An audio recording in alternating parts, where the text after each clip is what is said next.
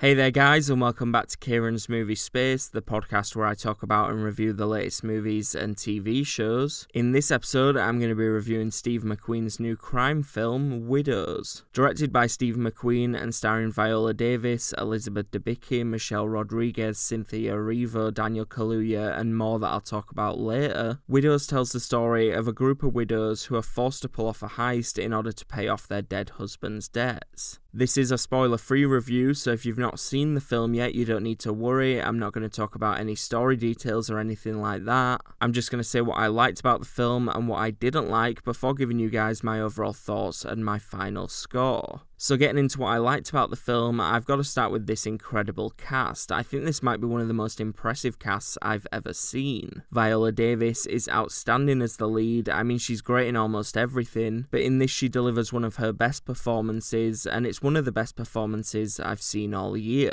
She's badass, she's fierce, she's strong, and she leads this film perfectly. Elizabeth Debicki, who I loved in The Night Manager, she was a real standout in this for me. I think her character had the most interesting arc, but her performance as well was really great, and she even outacted Viola Davis in a few scenes, which I don't imagine is an easy thing to do. Cynthia Erivo didn't have a huge amount of screen time, but whenever she was on screen, she stole your attention. I saw her a few weeks ago in Bad Times at the El Royale. I thought she was the best thing about that movie, and she's fantastic in this as well, so I can't wait to see what she's got lined up next. Daniel Kaluuya continues his streak of great performances. He's really terrifying in this. He was such a great kind of antagonist, and you feel his presence throughout the film, even when he's not on screen, and that's what you want from a good villain. Colin Farrell's also in this, and he was also really good. I love Colin Farrell. He's one of my favourite actors. I don't think he always gets the credit he deserves, but I think he'll get a lot of attention for his performance in this. And then just because I can't get to them all individually, I'll also say that the supporting cast was really strong as well. You know, you've got Liam Neeson, Carrie Coon, Robert Duvall, and just a few others that all deliver really strong performances. The one cast member that I was worried about heading into the cinema was Michelle Rodriguez, just because I've never really liked her in anything before. I don't like her in the Fast and Furious films. I think she's the weakest link in that franchise. So I was worried about her performance in this, but overall, I'd say she did a decent job. She wasn't given as much to do as the other leads, and I'd say she was the weakest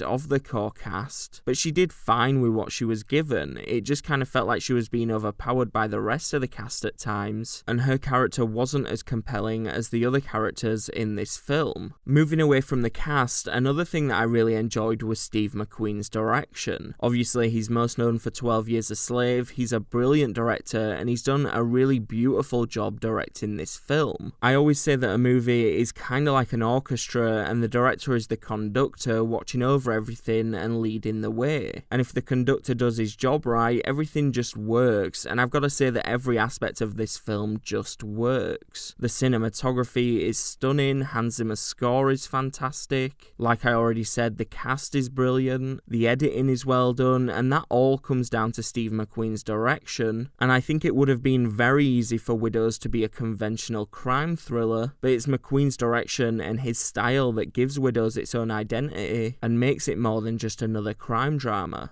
There is quite a lot of action in here as well, and there really wasn't a piece of action that wasn't executed perfectly. All of the action scenes, including the heist, were really well shot. They were all really intense. There were a few quite brutal scenes that were quite uncomfortable to watch, and it wasn't just your typical kind of explosive grand scale action. It was up close and personal, it was gritty, it was bloody, and it made you feel what the characters were feeling, and you don't always get that in these kind of crime thrillers. This is usually the point in my review where I would move on and talk about some of the things that I didn't enjoy, but honestly, I spent the night last night trying to think of anything that I didn't like, and I really couldn't think of anything. Some people might have some issues with the length of the film. This is a long movie, but there was never a moment watching it where I thought it was maybe too slow or too long. Steve McQueen doesn't waste any of the runtime, and every scene plays a part in the story, so I didn't really have any issues with the runtime, just because it never really felt like we were watching something that wasn't important to the overall story. And like I said, there